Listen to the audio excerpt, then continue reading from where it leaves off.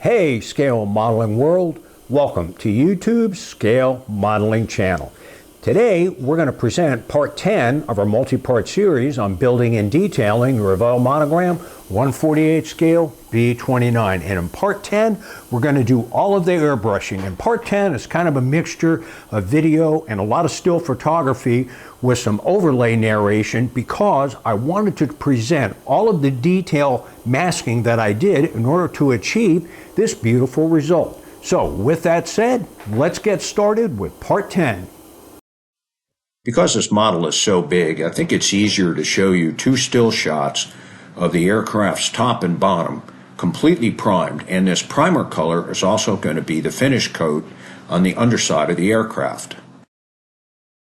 I've got the entire surface primed, and the primer coat is also going to act as the bottom color, so that kind of saves me a step.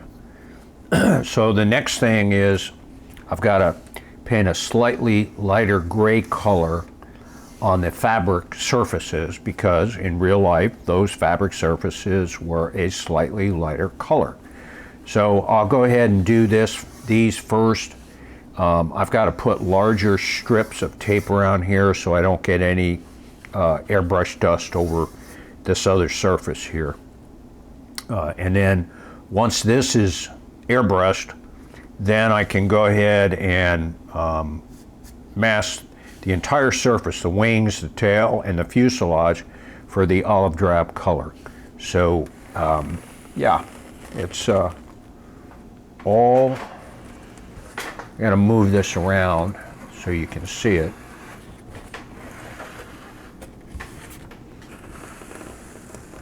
It's all primed top and bottom. I'm just going to show you the bottom here.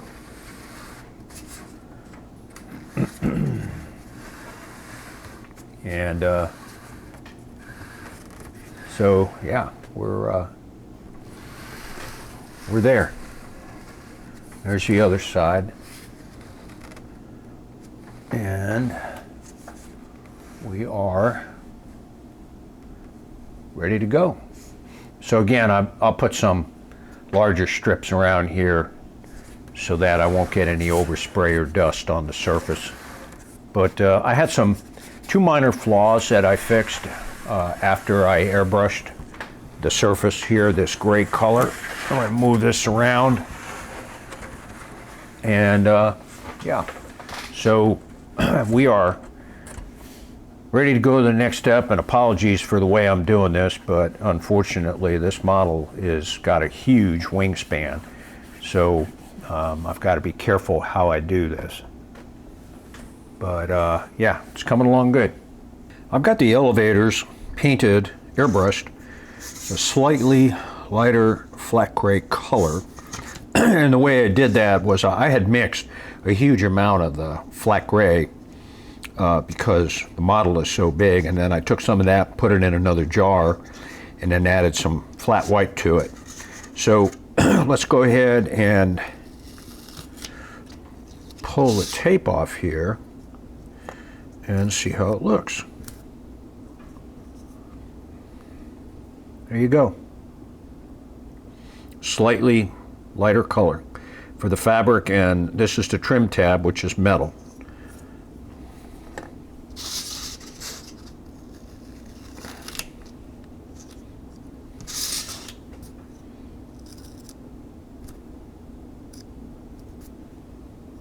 Pretty good. So I'm very pleased. Looks good. So the next thing is I also did that to the ailerons. So we'll go ahead and get set up for that, and I'll show you what that looks like. I've got the ailerons airbrushed, slightly lighter flat gray color like I did on the elevators. And so now we're going to go ahead and take the tape off so you can see what it looks like. I'd already removed the large pieces of tape that I put on the surrounding area here so that it wouldn't get any overspray onto this beautiful flat gray color. So let's see what we got. Let's see what we've got. That looks good. Let's see here.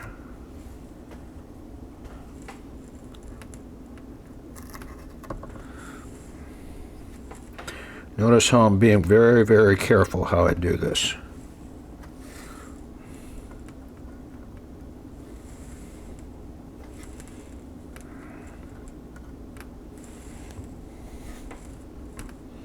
These are the hinges, which are metal.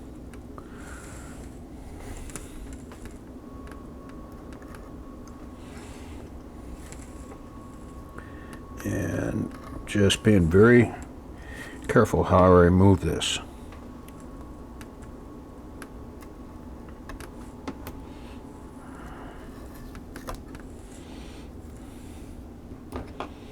You don't want to make the color too light, because then it'll just look funny, and I sometimes do that by mistake. I did that on my B17 build. I think I made the underside color a little too light, but it still turned out pretty good.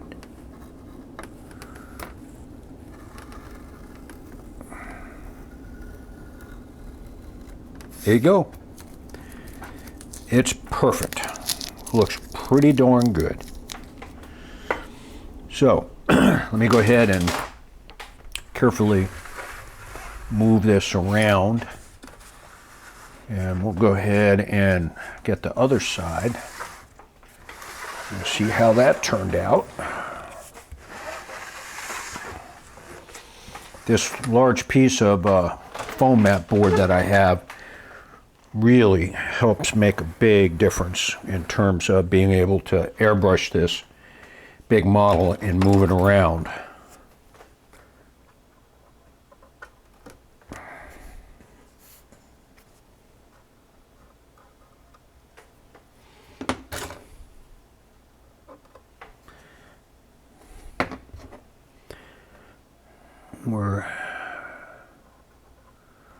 You see how I set up these tiny strips of tape in order to keep the hinges the darker color.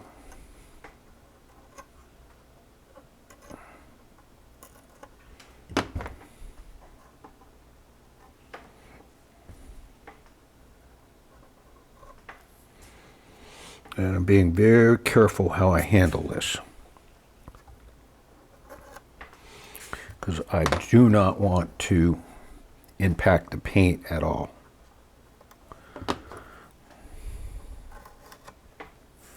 It just takes a touch.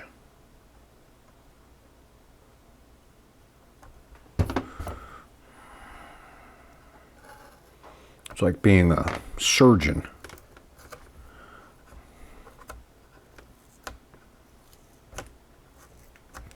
There we go. Not bad. We'll go ahead and get this side.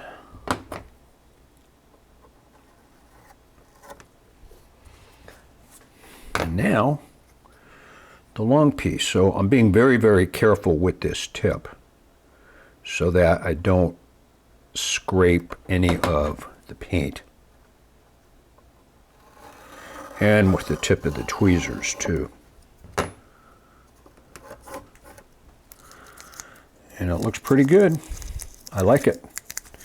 So I'll do the same thing on the upper side once I get the olive drab color painted on the upper side, and then I'll do a slightly lighter olive drab color on the fabric areas and on the rudder too.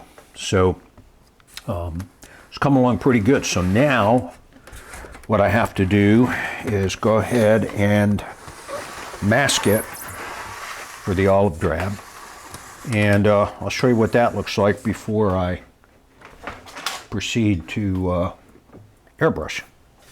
So yeah, coming along pretty good. I'm going slow and being very, very careful and judicious on how I do this, because excuse me, I don't want to screw this up, because it will take a lot of work to repair damage. So, and you'll have to excuse my voice and coughing. It's still hay season here in Sequatchie Valley, up in Tennessee. But we're getting there, so it'll probably take me a few hours to do all this masking. The other thing is I will put the cowlings on so that when I mask the sides out to the cowlings, they'll match and they're numbered. So this is 1, 2, 3, 4, and I got the cowlings on the inside numbered 1, 2, 3, 4, so I know which cowling goes where. So we're looking pretty good. All the masking is now complete on the sides of the fuselage, the leading and trailing edges of the wings and the horizontal stabilizers, and the exposed areas on the undersides have also been covered with masking tape. The olive drab color looks pretty good, so now it's time to start removing the tape. The upper surface has 2 coats of flat olive drab. And before I finish taking the tape off here, I wanted to show you all this tape that I put on. I've already removed some of it. Let me move back here. This is a big model. So this is how I did it. I used plenty of tape. And on the sides,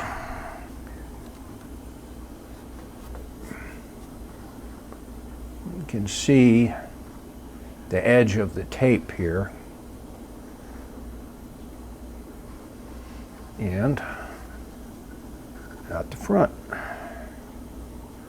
So now I'll go ahead and pull off the tape, rest of the tape, and we'll see how it looks. So so far so good. I got most of the tape off on this side.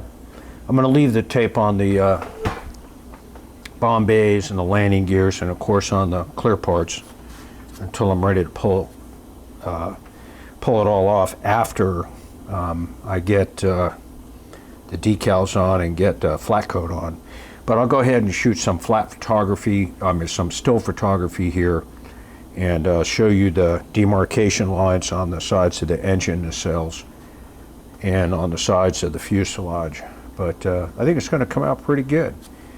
So the technique I used is the same technique that I've demonstrated on both my B-17 builds, my Skytrain build, and my B-24D build. Exactly the same way. And I've used this same technique for over 30 years, and it's never failed me.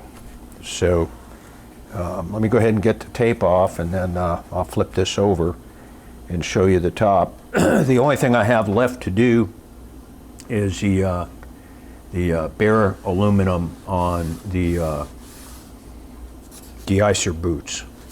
So I've got this side, I've got to tape everything up for that, but that'll be the last step. And again, it's going to take a lot of masking tape, because I just use a lot of masking tape.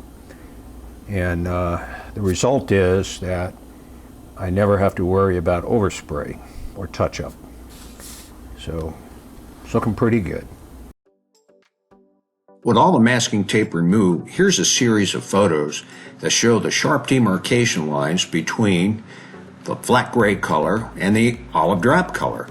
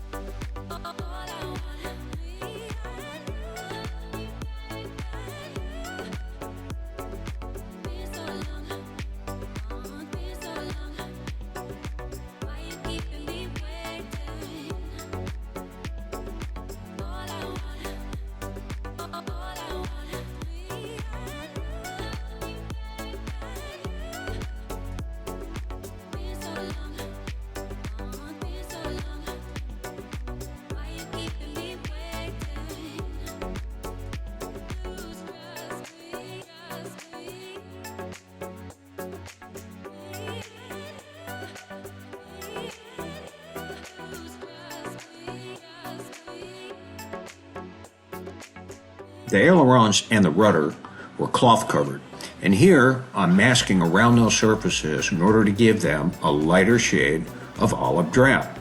Now the rudder doesn't get as much sunlight as the ailerons do, and so I mixed a slightly darker color for the rudder.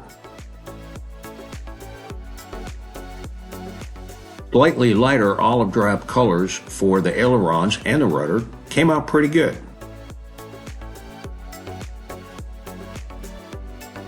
The B-29s that flew out of India did not have black boot stripes. In fact, they actually had natural metal finishes on the leading edges of the wings, the horizontal stabilizers, and the rudder. The petite raised outlines of the de-icer boots on the leading edges of the wings, the horizontal stabilizers, and the rudder were really well done, and so it made it really easy to mask them. The curved surfaces of the horizontal stabilizers were masked with very thin strips of masking tape so that the tape would easily go around those curves.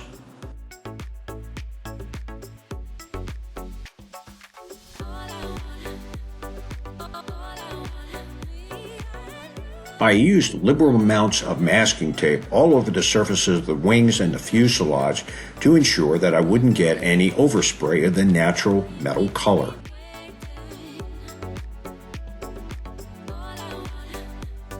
Here again I used a long thin strip of masking tape to follow the curve on the rudder, and then to ensure that the tape didn't lift up or move, I backed up the thin tape with larger strips.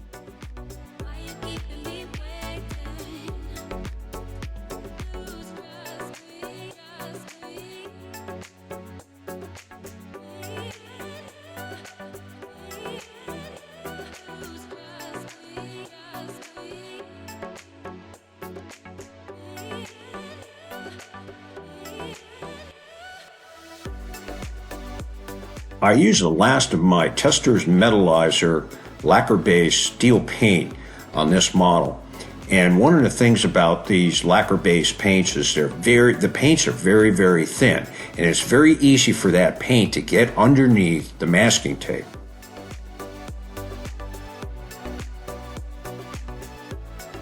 With all the masking tape removed, the finished airbrushing job looks pretty good.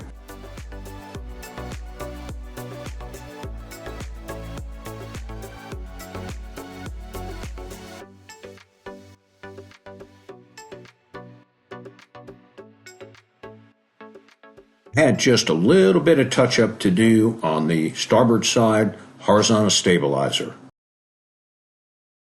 Here are the engine cowlings, and as I said, each one is numbered, so I know where they go to match the lines here between the olive drab and the gray, and they came out pretty good.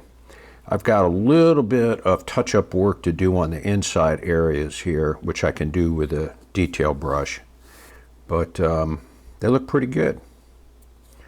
Here's the insides. There's that screening I added. Now you see that one there, I got to do a little bit of work.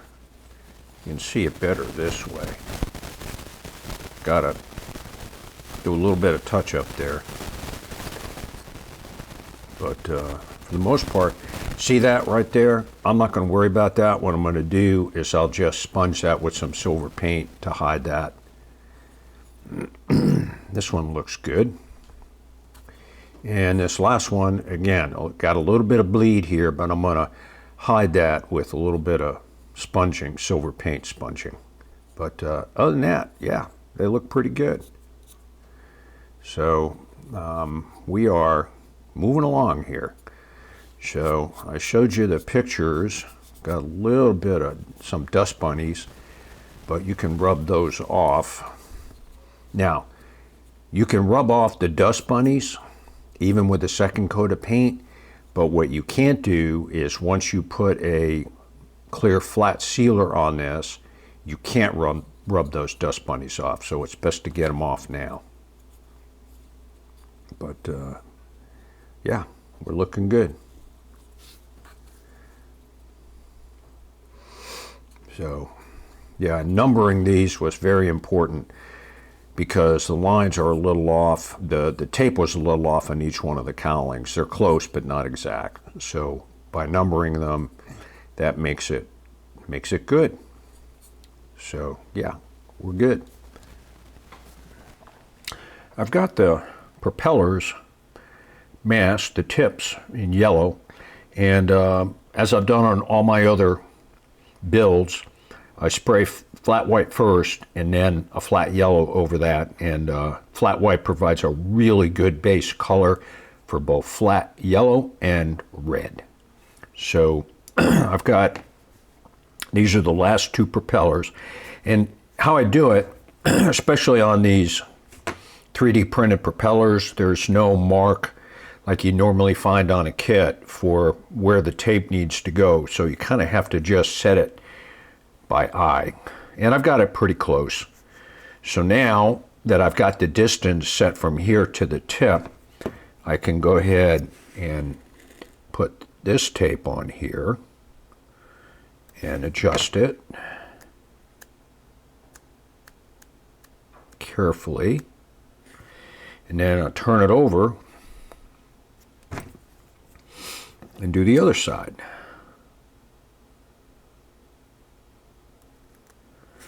Very carefully.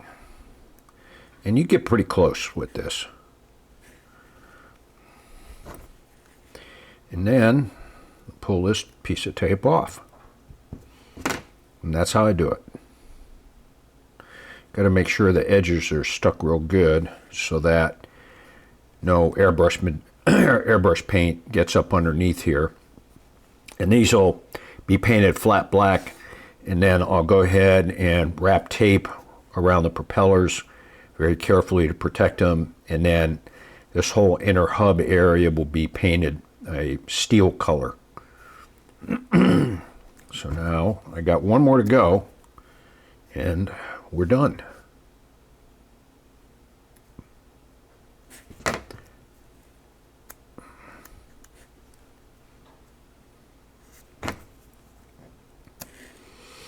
And yep, looks good.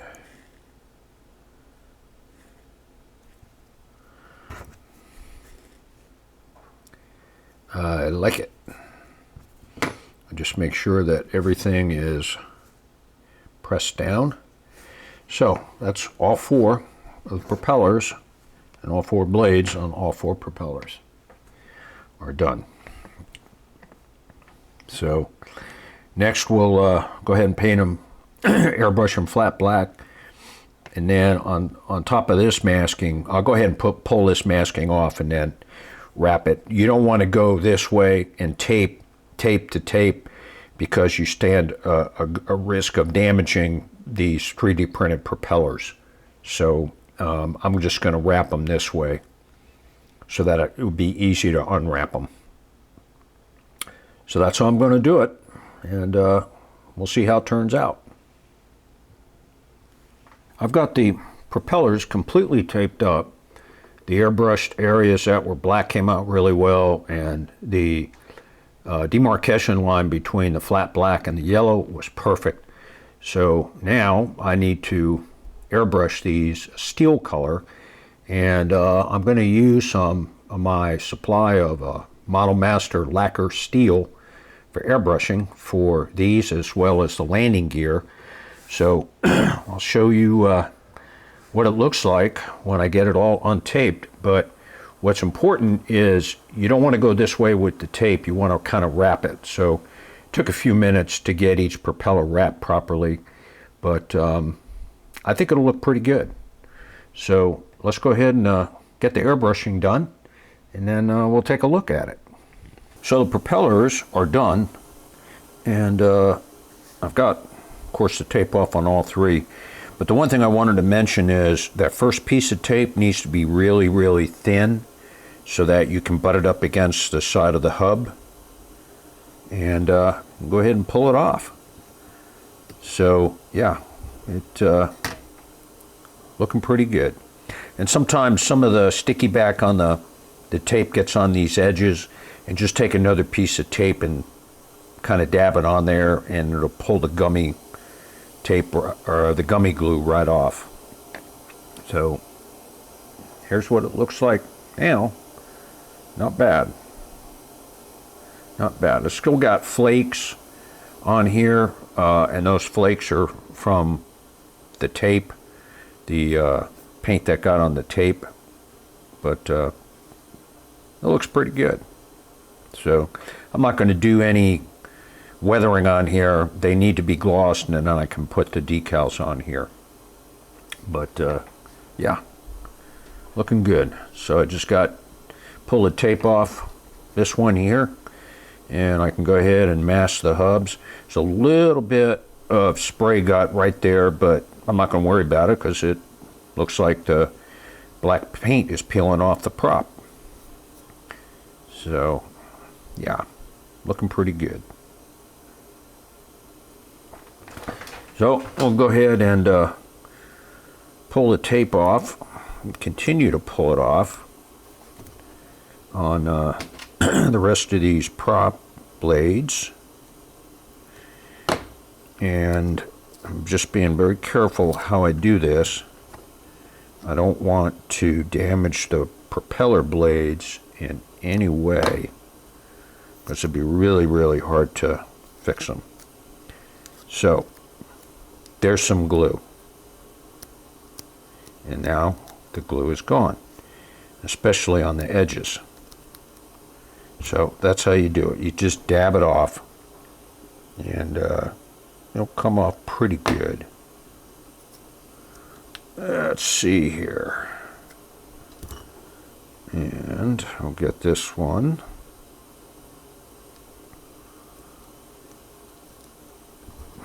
And then kind of piling this tape off the screen. The tape edge is right there. And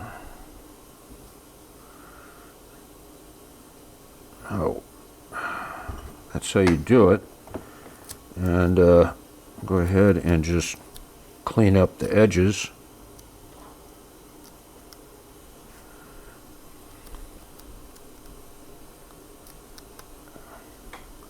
And we're there. Looks good. So I'll go ahead and pull this tape off, and then I can start painting the engines. I've got the engines painted, and these resin 2 detail engines came out pretty good. Here's a look at them a little close. And they got a coat of Tester's dull coat to kind of tone down the bright brass color. And came out good. I'm pleased. So these are now ready to be glued on and positioned, or positioned and glued on, positioned, and then put the cowlings on. So we'll go ahead and glue these on. Now the way I'm going to do these is I'll put a little bit of Tester's glue on this backing because it's plastic, and the plastic backings on the engine nacelles, it'll go on here, and then I'll be able to adjust it after I put the cowling on.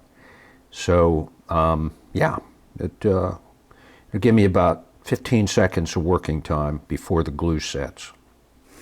So I'm really pleased with the way these came out. So let me go ahead and get them installed, and then take a look at the finished model with the engines on, and then with the cowlings on. Hello everybody. Thanks for watching part 10 of our multi-part series on building and detailing the Revell Monogram 148 scale B29. And in part 11, which will be the last part for this series, we'll do the decaling, we'll do a little bit of sponging to hide some flaws. I'm going to show you how I did that. And we're going to do the final assembly. So with that said, have a great evening and happy scale modeling.